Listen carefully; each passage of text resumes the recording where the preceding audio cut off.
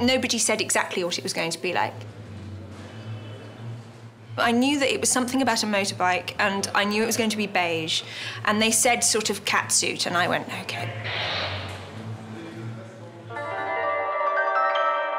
It was completely unexpected. It's a Chanel superwoman, I think.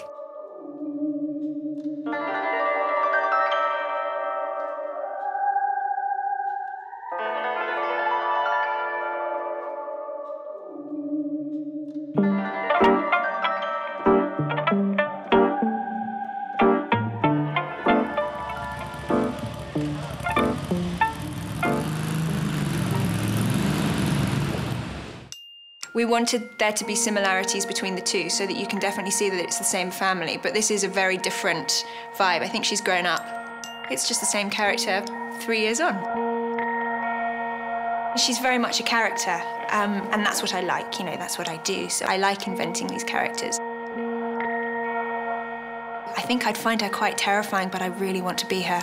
But I'm not, unfortunately. I think if I could spray enough perfume on, I'd turn into that character. Maybe I'll give it a go. She's full of mischief, and I like that a lot. But she's also very strong, powerful, doesn't need anybody. Independent, I suppose. I think that's cool.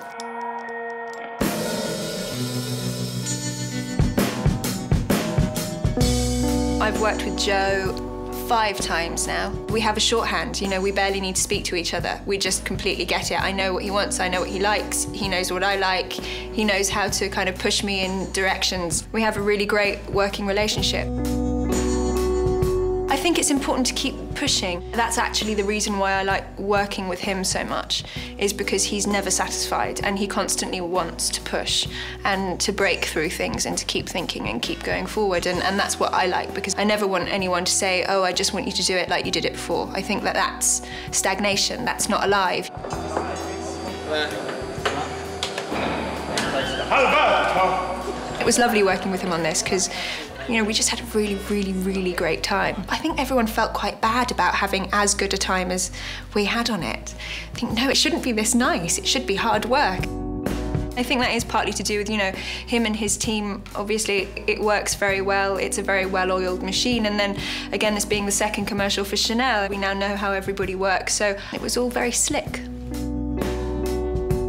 Film or doing something like this, it's a collection of people. It's very important to appreciate everybody's hard work, and it's not just about me. It's about everybody, and normally that amounts to hundreds of people, and I think it's very important to watch it and to appreciate everybody's work.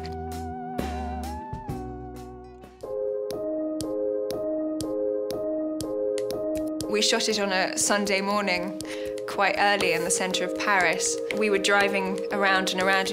I didn't quite realise how provocative it was with the beige catsuit and beige bike. And it wasn't until I saw the stand-in riding the bike that I suddenly went, gosh, made me blush. And travelling.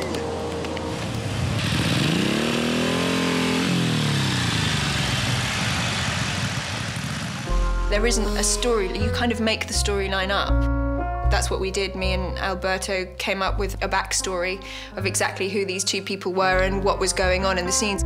I think it's very important to ground it in reality, because you can tell if there's a vacant face in an advert or in a film, you know, it's quite jarring, it doesn't transport you. This is all about fantasy, and it's important that you get transported into a fantasy. What's interesting about doing an advert is people will project onto it. So nobody actually says, this is the storyline and this is what these two people are. But it was very important for all of us making it to know exactly who these two people are and to know where we were in the storyline. You can tell if there's something going on behind the eyes or if there isn't, and it was important for all of us that there was something going on, so that there was a chemistry between the two of us and so that we had something to play with.